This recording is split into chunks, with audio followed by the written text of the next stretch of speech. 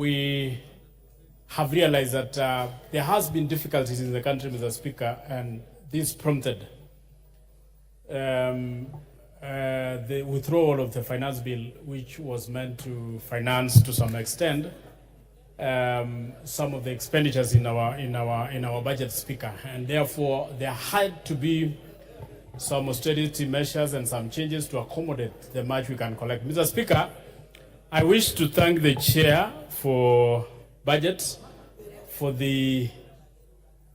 sitting and looking into the issues that we had tabled before the committee. And Speaker, I want to say that as a committee for housing, we factored in, of course, Mr. Speaker, the issues, the needs, which, of course, the people of this country were expecting to appear in that particular supplementary budget. Speaker, we want also to understand that this supplementary budget will have a lot of constraints, and of course, there are so many shortfalls, and especially on funding some vital projects and programs. Mr. Speaker, I particularly, the State Department for Public Works was majorly affected, Mr. Speaker. And remember, this is a very vital organ, especially on inspecting and monitoring and evaluating all the projects which are done in the country, Mr. Speaker. But most importantly, remember the rain that ravaged the country, Mr. Speaker, carried so many food breaches which had been done to allow students cross over to the other areas, to allow even women who are crossing to the other areas for markets carrying their products. Mr. Speaker, we heard, or the State Department had requested for the construction of the food bridges to allow these crossovers. But Mr. Speaker, due to the fall of the finance bill, Mr. Speaker, the whole budget which was allocating these particular activities was completely downed. Mr. Speaker, the budget also has given breadth to the employment permanently of the JSS teachers. Remember, Mr. Speaker, we still have a very big and a huge challenge on the issue of JSS, on the issue of our classrooms. Mr. Speaker, this CBC was introduced without considering so many factors. Now it is a baby that we have to nurture. It is something that we have to deal with.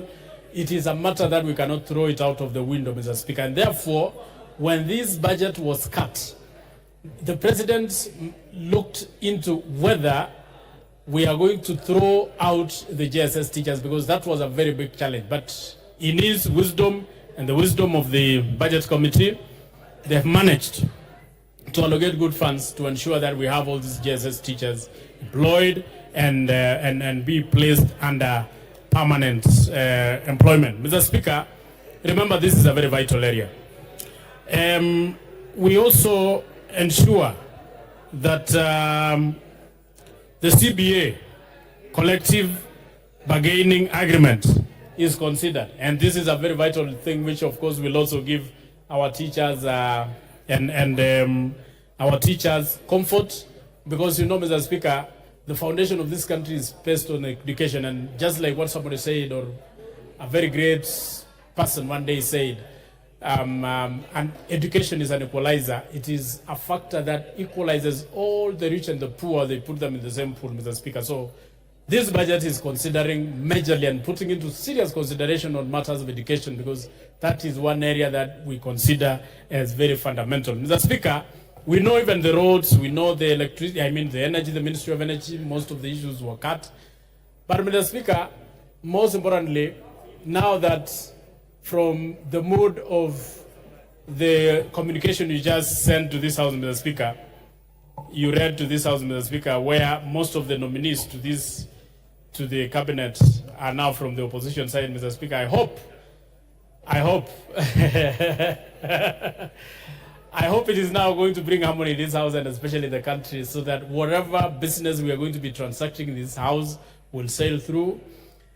And I'm taking this opportunity to welcome members of the opposition now that they are part of government, to help this country to stabilize. And I know the reason why we had that particular move, Mr. Speaker, is to allow this country to have stability, allow this country to move forward, allow this country to focus, allow this country to actually ensure that all the issues all the projects which have been slated are properly delivered and done. And even as we are passing this supplementary budget one, Mr. Speaker, I wish, as a word of caution, Mr. Speaker, we have seen, even in our committees when we were trying to pass some of the proposals by the state departments, we wanted to ensure that most of the monies, because, Mr. Speaker, where we are collecting this money, the people of the Republic who we are taxing to get this money are going through a lot of pain.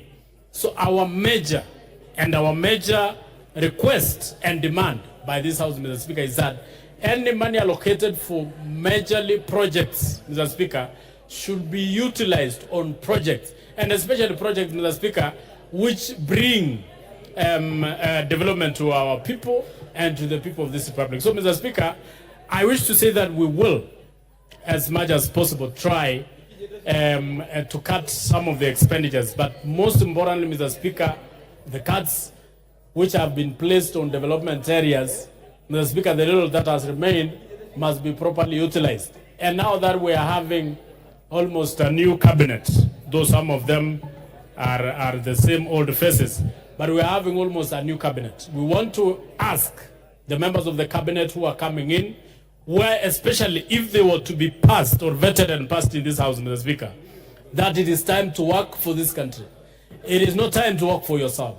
This is no time to reap. This is no time to steal.